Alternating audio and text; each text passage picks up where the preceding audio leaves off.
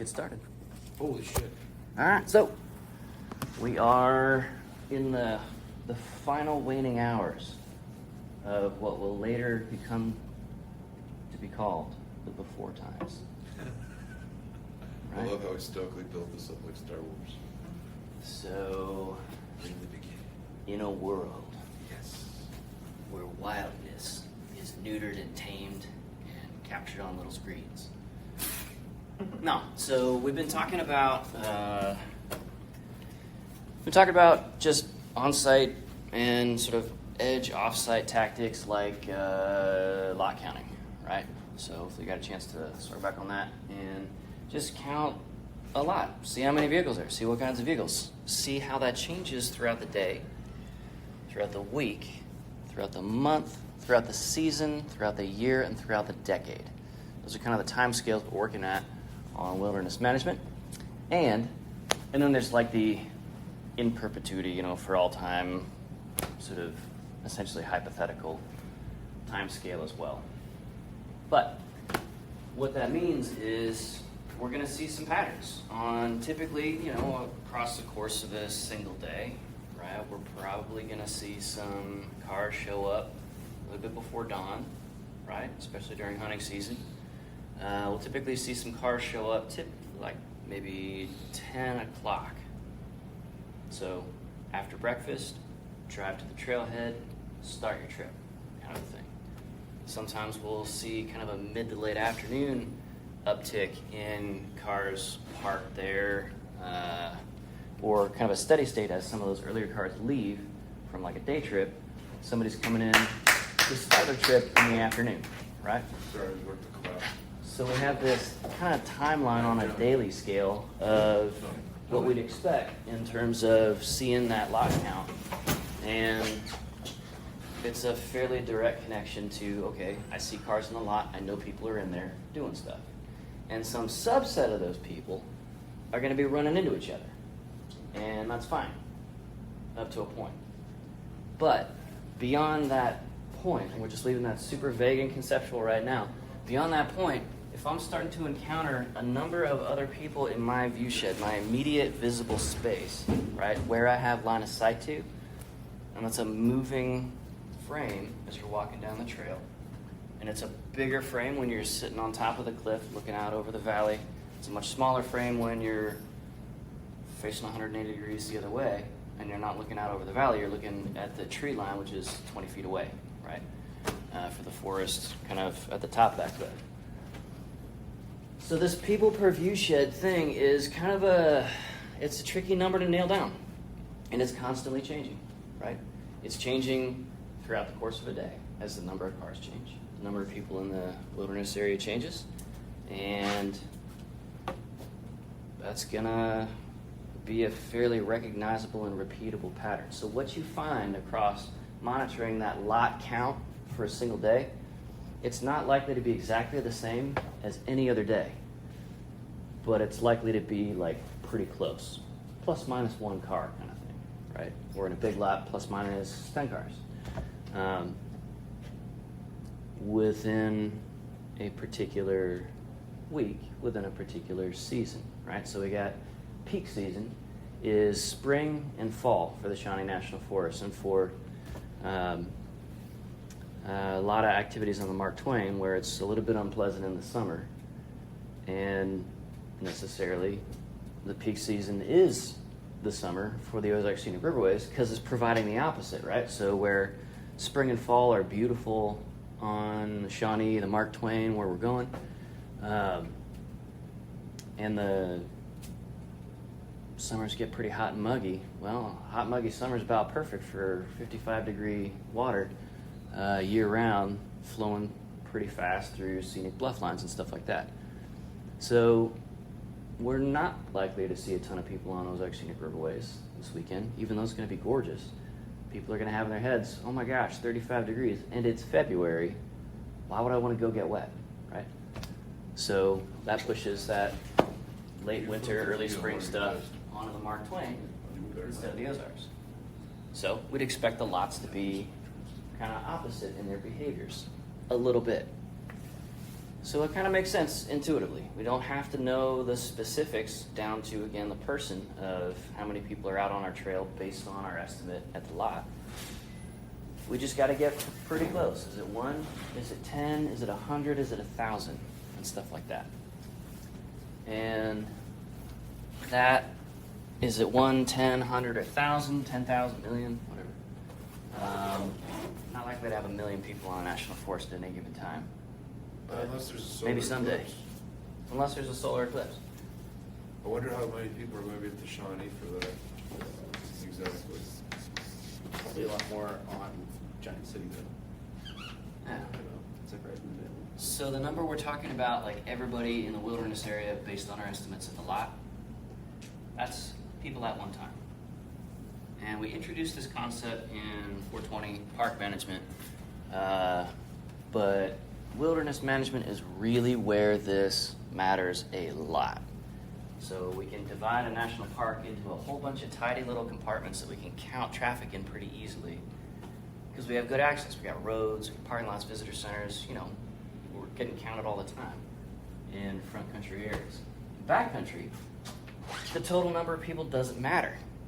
If you have 1,000 people in a big wilderness area and they're all spread out through it and nobody's making a bunch of noise at 120 decibels, running their fat pipe roadster, ape hanger, motorcycle, whatever, you could be 500 meters from somebody, and if you don't know that they're there, they don't count against your personal subjective mental tally of how many other people am I trying to avoid right now? How many other people do I have to maintain situational awareness about? How many other people are harshing my vibe, right? Crushing my mellow, stuff like that.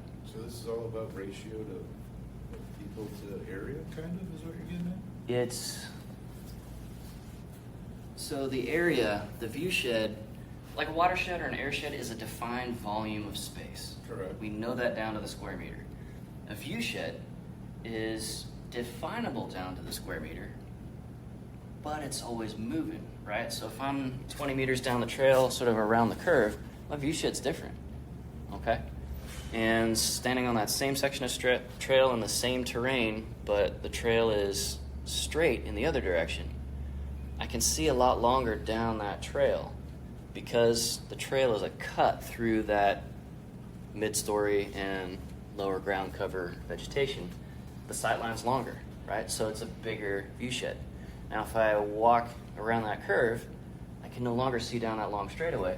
So that number is constantly changing up and down with every single step that you take. Yeah, exactly. Way to be the police there.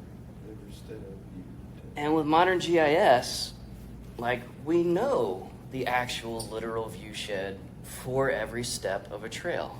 It's computationally intensive to compute literally millions of view sheds, but we can do it, right?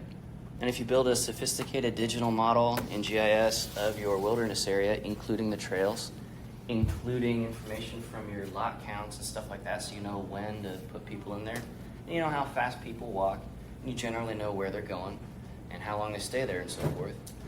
You can put little virtual hikers through that system and compute what's the subjective local PPV, even if it's changing like crazy, and even if our model isn't perfectly accurate, we get pretty damn close, like within fractions of a percent with lots of data. That's really, really, really precise forecasting, okay? But that's also kind of overkill. For wilderness, we're doing management. We're not interested in building, climate model levels of sophistication and precision for this. We're just trying to manage and make sure, is your PPV 1 and not 1,000. We're just going for kind of that order of magnitude kind of stuff. Okay? Question? Wouldn't you want that though for the most, like Mount Rushmore and the Grand Canyon? Wouldn't you want that so that way you can accurately calculate statistically how many people are going to be there? You can. Yeah, you can. We have the tools. The little areas, you wouldn't waste your time because you're going to get less than 1,000 people in a year. Yeah, exactly. So this is applied management. So we can absolutely do this stuff. We can take the proton knife, essentially a radiological scalpel surgical tool, to the cancer of crowding and degraded human experiences on the wilderness. But it takes a couple of years to do it, and it takes millions of dollars, and it takes a bunch of PhDs to build that computer model and to maintain it, because conditions are always changing, right? You gotta update stuff. This year we're down 5% on visitation. What does that mean for our numbers? It can be a pretty nonlinear relationship. So a 5% increase in visitation doesn't automatically map onto a 5% increase in PPV. It's way more complex than that. Okay, I get what you're saying. I thought they were meshing together. Yeah, so we absolutely have the capability. It's just a question of we have the responsibility of getting a bunch of management work done, and do we want to spend Tens of millions of dollars doing this and updating it every 3 years based on... Yeah, or do we want to go versus cut that. some trail, right?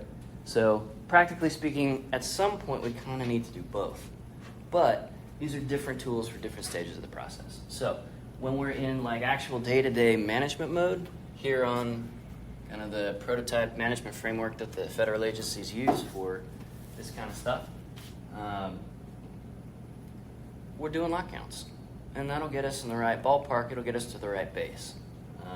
But we don't need to know like where in the strike box the ball's getting pitched to use this sports ball metaphor.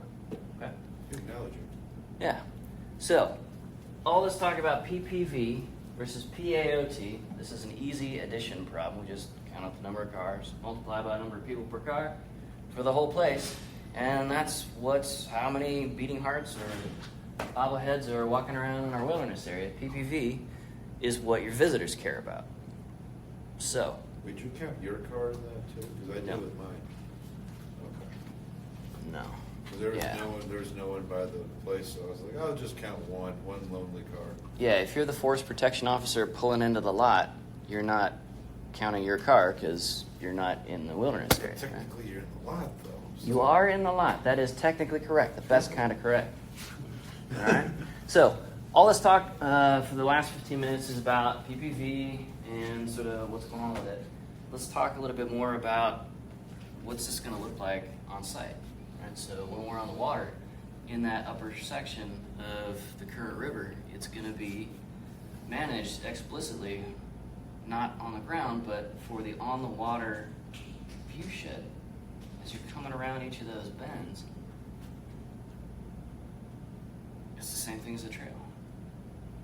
So we can, and the Park Service has aggressively in the past at Ozark Scenic Riverways, lean real hard into building some fairly detailed models and backing that up with thousands of hours of observation and counting, so that when you know that your canoe outfitter service is doing 5 busloads of people per day to Acres Ferry put in, well, typically how fast people are paddling, how many miles typically folks approximately want to go on average. We'll have some gonzos going fast, we'll have some folks taking a mellow, right? There's a distribution, not a single uniform set. And you just flow those through a real simple, it's like you can do this on paper or in Excel, you don't have to build a fancy model. Because the river is pretty forcefully taking everybody the same direction. So what that's going to do is it's going to stack us up when we're in our canoes on top of other slower moving groups. That drives up our PPV. And people who are faster than us are going to cross us and continue on, and we won't see them again, but that also drives up our PPV. So the fact that we're all on this sort of uniform speed conveyor belt, but we can walk on the conveyor belt at different speeds, or paddle in our case, at different speeds, that's going to push this number up a little bit. And for most everybody who's going to be canoe camping, they're camping right on the gravel bar, right? So if you remember from, 2 years ago, towards the end of the day, we started looking for a spot to pull off, and like the next 3 or 4 gravel bars were occupied because everybody else started at the same put-in we did, went about the same number of miles we did, and stopped or thought about stopping about the same time we did. So we passed probably 50, like a couple of dozen gravel bars, and then all of a sudden the one we're looking for was already taken. So in business we would call this uneven uptake or utilization, right? So we've got all of this habitat space for humans. Same thing applies for wildlife and migration corridors. Exact same thing. All right. And we all put in here. We all paddle for the day. Pull off to poop here and here. And then we're all looking for that campsite right about here. So, if you're the Park Service and you're trying to enforce the wild or wilderness character of this essentially flowing trail system, what do? How could you spread these people out more effectively? How could you break it up a little bit? How could you hide anybody from anybody else so that they're even using the same river, but maybe we don't see some folks? Is there anything we could do to avoid this ridiculous pileup when like 99% of the habitat is wide open? Tell people to be smarter, or I wouldn't say smarter, but like. Just be smarter. No. Just be smarter, guys. No. Hey guys, Fuck that up. main rule on the river, and this is law. Don't be a fucking idiot. Yeah. Thanks for saving the parks. Yeah. All right. No, but like I say, like, yo, just kind of space yourselves out accordingly. Yeah. Like, have Well, signs up. I think that'll kind of actively happen. Like in his example, we passed all of those people because we were like, okay, we should start looking. Ideally, we could do it pretty soon, but then we naturally, like, we saw those people. We didn't just because they were there where we wanted to camp. We didn't just pull up on them, like camp right next to them. Yeah. No, it's the respect. You guys Yeah. have. We're like, okay, So- like this one's taken. Let's just go down to the next one. Just go to the next. Let's Yeah. not be little Nancy's or Sassy's. Yeah, you're all aware of the unspoken rule. Maybe you've never thought about it, but we're all pretty clear on the idea that, Don't poop in the paddling river. down the river, you don't get out at somebody else's occupied gravel bar because you see it as somebody else's gravel bar. It's a national park, it's a wilderness area. Nobody individually owns any of it, but it's somebody else's gravel bar for that We time. claimed it first. Right, We're so- the old 18 miners. Possession is 9/10 of the law is one sort of idiom along those lines, but it's basically that, right? So those norms, we can tap into that. Those unspoken shared rules about what you do. I'm not gonna set up on like immediately the next gravel bar close enough that I can hear the folks at the previous gravel bar bumping uglies in the middle of the night, right? That's not a wild experience to me. Maybe it is for some people. I'm gonna go like another gravel bar down. And yeah, that means a little bit more work for me, but it means a little bit more solitude for me. It also means you're a little And bit at ahead the of the other same people, time, too. seeing that other set of campers on that gravel bar starts me thinking, or reinforces the thought that I maybe already have of, gosh, the sun's getting low, I better start looking for a site. It's called a releaser cue. All right, so in behavioral psychology, we do things that we see evidence of other people having done successfully in the past before us. Somebody sees graffiti on a wall, all of a sudden there's not one extra chunk of graffiti, there's like 10. Because clearly the first guy got away with it. The funny thing is, first guy may have gotten caught, but we don't know that. We just see the releaser cue. And so graffiti starts to multiply.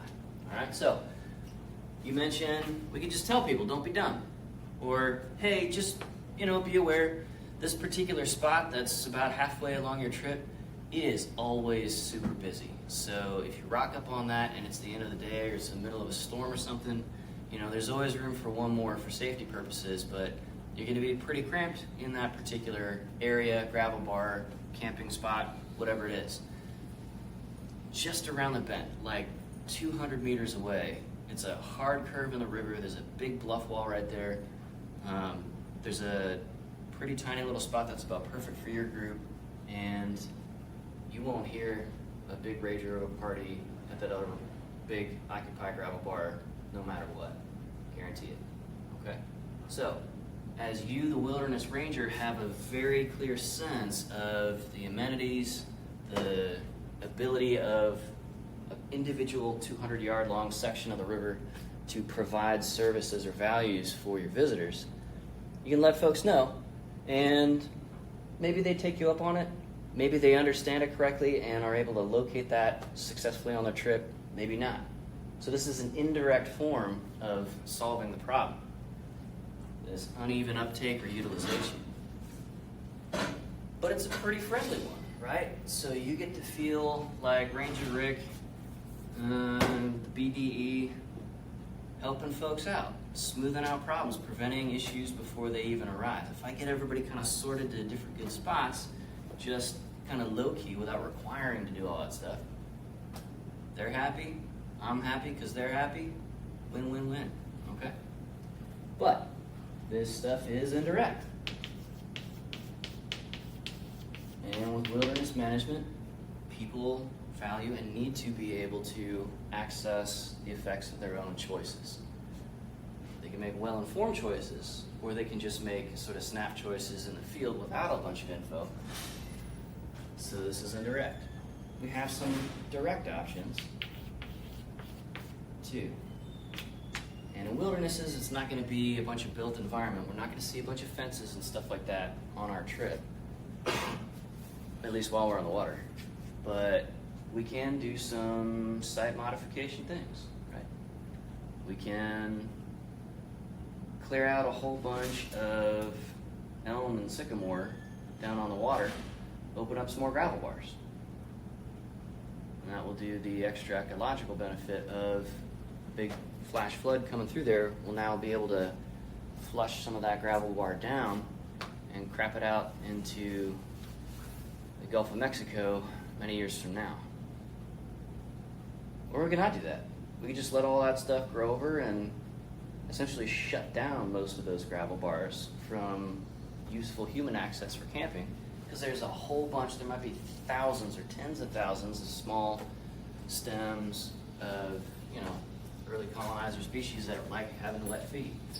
And that's a choice. That's a direct modification. You are providing people a spot to pull off and camp, take a dump, build a fire, or you're taking it away from them by benign neglect, managing without modifying. Okay? So, site management.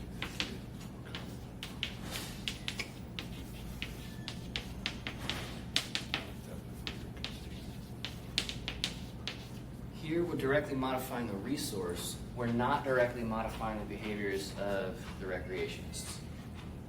That's pretty important for wilderness character, right? Fences, not going to work great. We're not really modifying the site with fences. We're not changing any ecological function. We're changing where people generally tend to go. Yeah? Now, back to what you said with the gravel bars and cleaning them out. Yeah. Can we use the power tools, or do we have to use the hand tool rule? Hand tools. Hand tools if that's an effective but simpler way to do it. We're still allowed to use dynamite? It's an effective and simpler way to do it. Bugs Bunny would get away with it. If you need to do certain kinds Well, of don't they- felling, yeah. Yeah, don't they to preserve the natural aesthetic, but to Yeah, keep right. the safety of the river, they explode trees so they look like they have a more natural fall over into the river Yeah, instead of absolutely. a clean cut. Yeah. So when the place was set up in What do you say? 1968, almost all so let's take a look at the aerial photos. Almost all of the river bottom sites are kind of the only thing that's even halfway flat in that area, and it's kind of the only thing that's getting any. Man, it is chalk apocalypse in here today. It is. There's blood all over the place. Anyway, I tried using the force, but my force is too weak.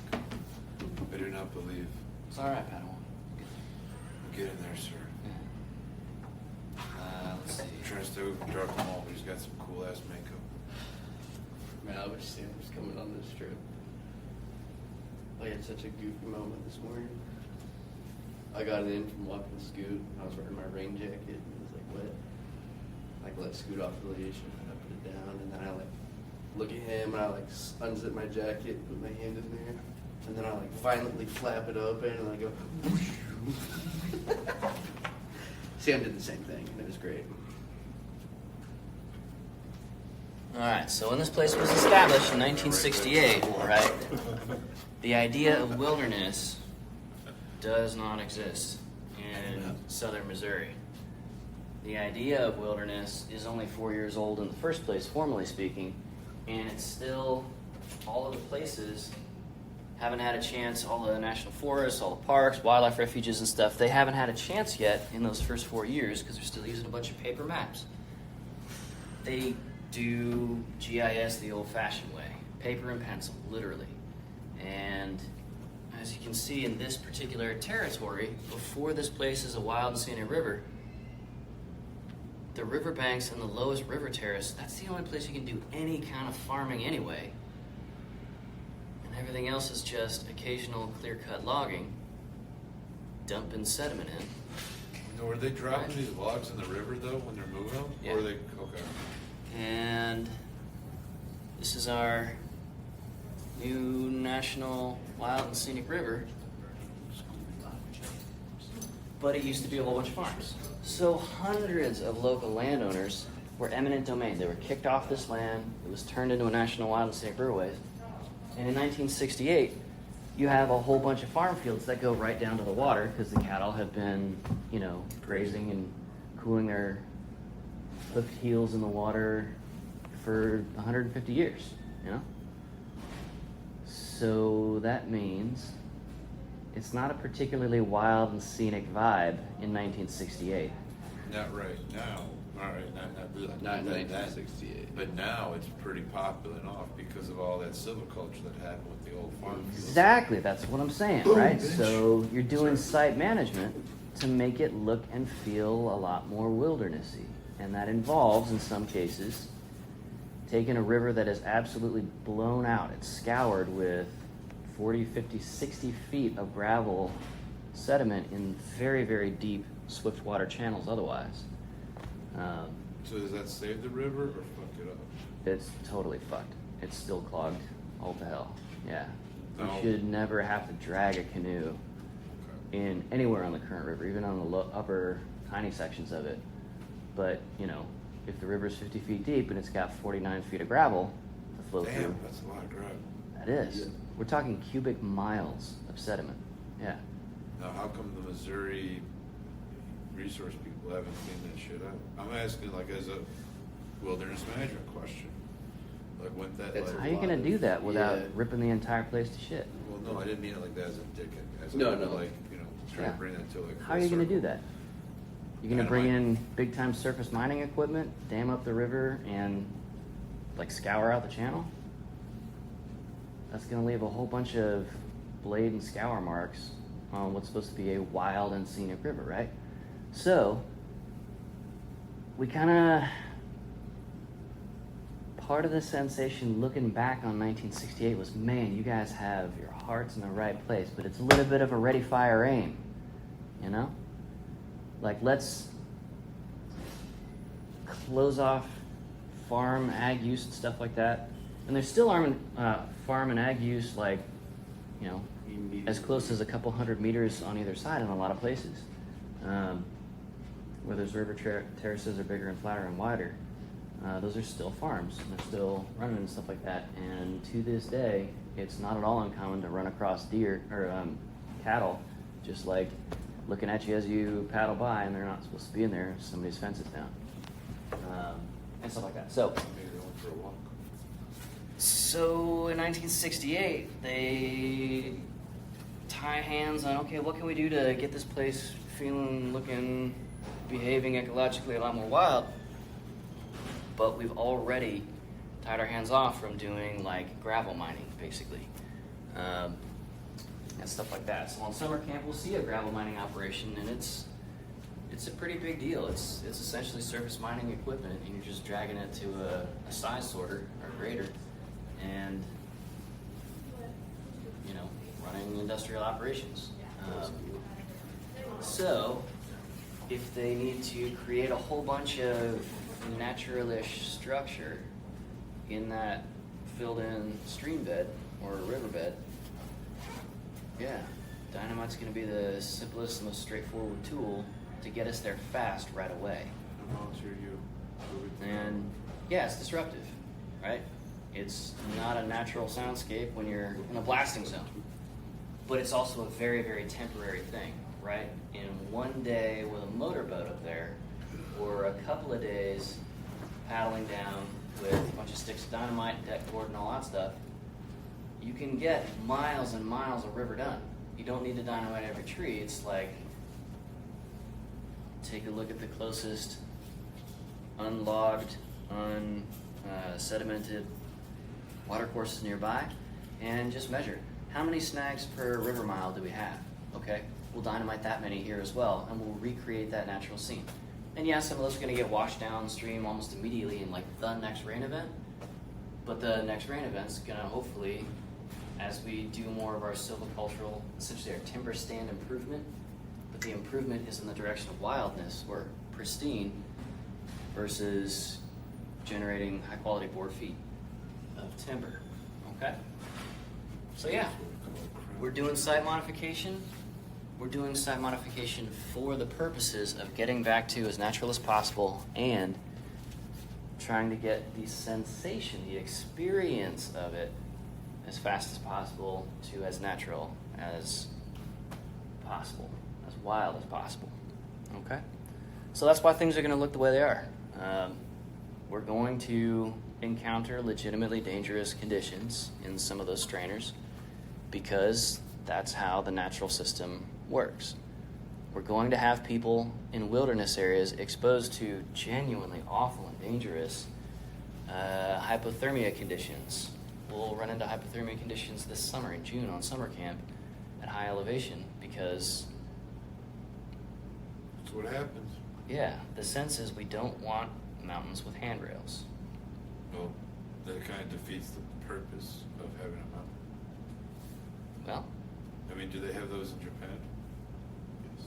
they got cog railroads, Yeah, they got like- zip lines, they got sky cars, they got everything. Yeah, for sure. It's like got a paved path all the way up, doesn't it? Say again? Mount Fuji does have a paved path going. Is it all the way up?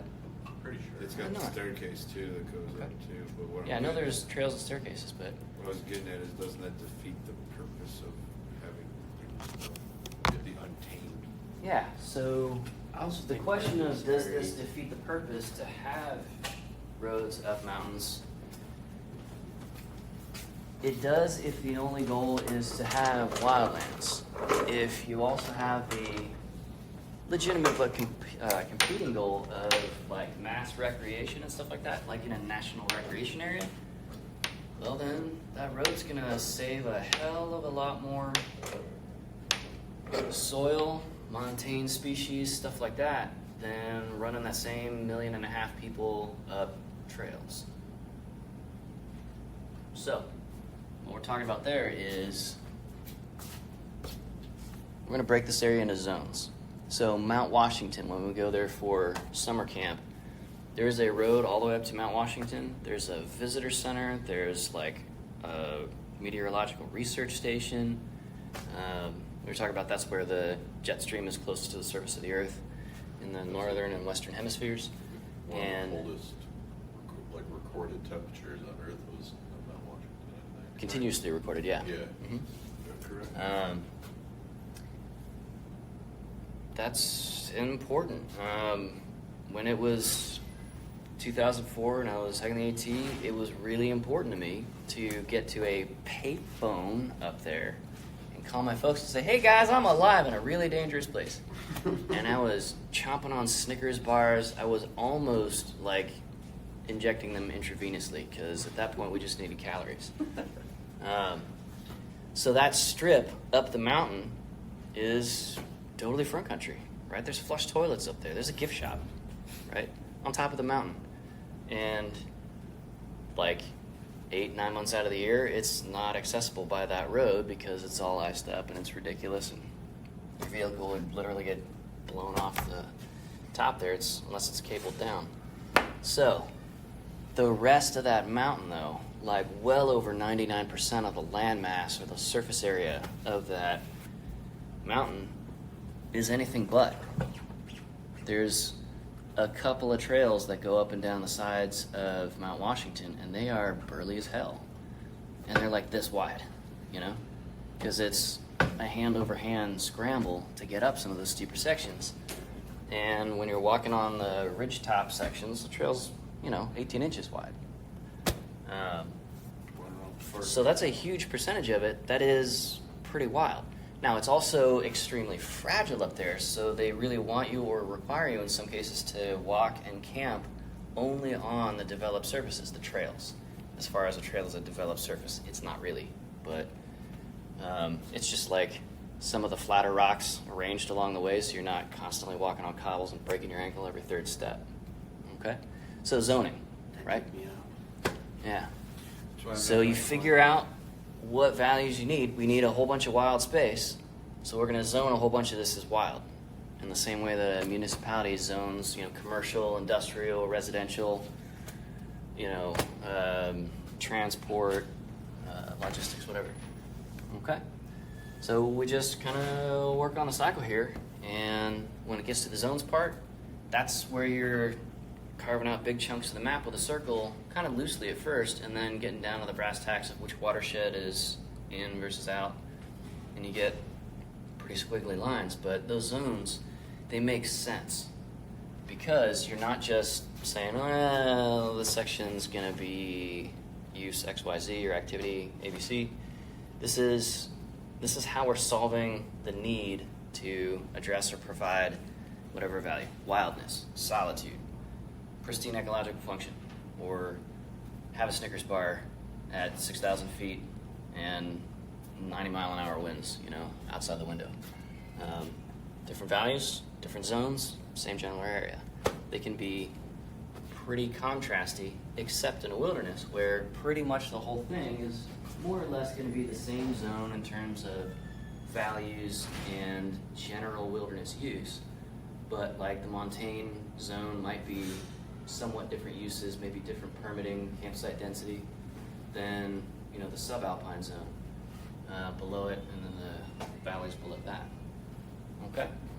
So, all this to say, like every bend in the river that has a gravel bar has it for a reason. Because the previous camps have established them. Yeah, exactly. So And comes. yeah, and the Park Service in this case is managing. They're making decisions on all the transportation infrastructure, like the roads that are allowed to stay open that go down to the river as river crossings, put-ins and takeouts, or there's hundreds and hundreds and hundreds of miles of old farm roads that you can't see because there's a bunch of trees now growing up in the middle of them. And from the river, they're completely invisible because you can't see, where the flattened part is, upper elevation. Okay? So it's kind of this is a weird contradiction, and I'm curious to see what you guys think about it. We're managing, we are designing, we are implementing a look that feels to your visitors, if we're doing it right, not at all designed, not at all implemented, not really sort of closely managed. So some people kind of see that as a contradiction in terms. Like, okay, whatever, I'll play this game of wilderness management, and if I do a good job, nobody will notice. And that's weird. And other people are like, yeah, no, this totally checks out, right? We're doing this all according to a system. We got the system, we'll work the system. And it all lines up pretty good. But what do you guys think, right? Is this just kind of a goofy contradiction in terms? Like, are we trying to hide ourselves, the park rangers or the wilderness rangers, in plain sight? Or are we following a system or something else? Like, do you buy this approach or not? I think it kind of circles back. Whenever we started this class, we were looking at like the definition of a wilderness area, where it's supposed to be like free of human impact. Yeah. I think a lot of the times, like I said earlier when we were discussing it then, I think a lot of the times the nature of wilderness areas with the popularity of wilderness areas for people to access and go to and explore, coupled with the like necessity of the management that goes into creating the wilderness areas, maintaining and keeping them as pristine wilderness areas, kind of like counteracts what that definition is saying. Because like in this instance, like in the river, dynamiting trees over, not really a wilderness thing, not really free of human interaction. You know? Yeah. That doesn't happen. That doesn't Definitely happen not. in nature. Yeah, you're paddling in a bunch of synthetic chemicals. Try nitrotoluene in that case, and creating rapid exothermic disassembly of that localized habitat. You know, one stick at a time. And like it is for the goal of like putting the river back into like a pristine wilderness. That's from right, long where it run. was beforehand. Yeah. But that also, like I said, like that necessity of management kind of contradicts the basic definition of wilderness areas. Yeah. So we want to take a look at the time axis on this, and that's just kind of driving at it. So if you have a big tree that's put down roots and locked a gravel bar in place, that gravel bar is man-made by shitting farming techniques, but it's man-made, right? And that tree ordinarily wouldn't be there because there'd be 30 feet of water in that whole area. It'd be a pool in the river, or an eddy or something like that. So, we're making it a little bit extra unnatural just for a second for the detonation time there. But in turning that tree into a snag and letting it float downstream a little ways and get lodged somewhere, we're also unlocking that gravel. And now we've solved 2 unnaturalness problems with 1 stick of dynamite, right? That's pretty good. That sounds like pretty efficient management to me. So, on a time scale, yeah, we're going to go more unnatural real hard for a second. And then for the next 10,000 years, that little area, hopefully, is going to start flushing some of that gravel downstream, getting it out of the kidney system of the planet. Okay? Cool. Anybody else? What do you think? Does this kind of make sense, or is this kind of a contradiction in terms? Is it sort of canceling itself out?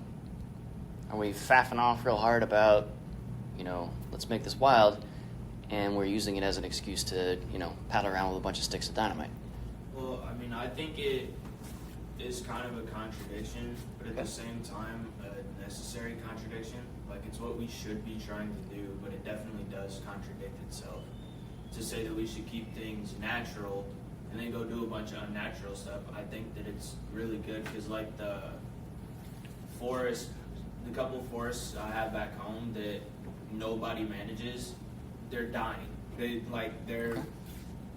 There's just certain stuff that people accidentally bring in, and because nobody's taking care of it, it's just getting killed. So I think that it's important to manage forests, but at the same time, it is definitely a contradiction to say that we should keep it out of the touch of man and then go mess with it a bunch. Okay.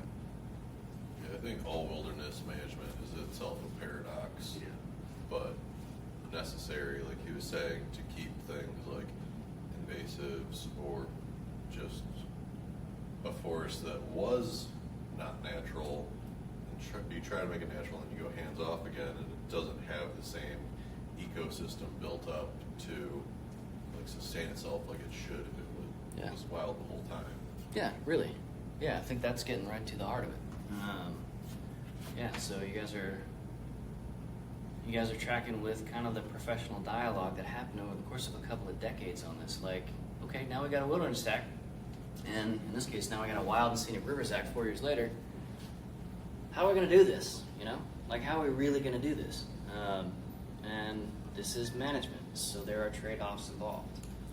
I think in a perfect world, we might be able to be hands off, but we've messed with it too much at this point to stop messing with it now. Yeah. What is it? Something like 98.5%. This is as of 4 or 5 years ago now. 98.5% of the landmass mass surface of the planet has direct modification evidence, like detectable from space kind of thing. You know, like even in the wildlands, we're trying to circle back to something, or less developed areas of like the Amazon and stuff like that. There's still a whole bunch of intrusion from the edges that you can see from space. It's pretty wild stuff. So, kind of the takeaway for today is, okay, sometimes if you're the surgeon, your knife has to cut tissue, healthy tissue, in order to get to a problem and to heal that problem. And there's going to be some pretty painful recovery, pretty ugly recovery in the case of dynamite craters. But if you're selecting carefully the big candidate trees on the loose gravel and rooted in it, then yeah, literally the next flood event, you're relying on that part of the natural cycle staying natural, the flooding, such that all of the toilet paper flowers, all of the stuff that folks have forgotten and left behind, and some of that gravel bar that you're liberating, it's loose. It's going to get flushed downstream. It's going to reset the clock on those releaser cues of, oh, clearly several people took a dump right here. Let me pull up here and take a dump. This must be a nice place to take a crap. Okay? So we're leaning on the natural parts as much as we can, and we're using aggressive management when we have to get further into the natural processes to do most of the work for us. These days, we're more or less getting there. So, there you go. All right, we're about 50 years in, so we'll see how it looks. That's it for today. I'm over time. 40 seconds over time. I apologize. How could you? How All right? rude. So, you know, if you're showing up for this thing tomorrow morning, show up at 6 o'clock and 40 seconds to keep it fair. Well, Nash and I are going to be there at 5:30. 5:30. It's a bold move, Cotton. Yeah, I don't know about that one. All right, he's going to be at my house at 5:30. Yeah, I'll I'm be probably up. more along those. All right. That's, Hey, is there any way I Progress. could get in the gear locker? yeah. Sure. Any dry bags or anything? I gotta jump into class here in a couple minutes. Can I just give you the key? Sure. Correlate. All right. What kind of stuff are you grabbing? Hopefully a dry bag and a tarp again. Okay. Yeah. There should be another, maybe the blue dry bag. It might have stuff in it, but you can empty it out. I'll see y'all later. Hi, gentlemen. Where will I find you? How'd your surgery thing go last week? Oh, as a follow-up with the surgeon. He recommended rig brace, active stores and stuff, so I picked that up. Damn, dude. Okay.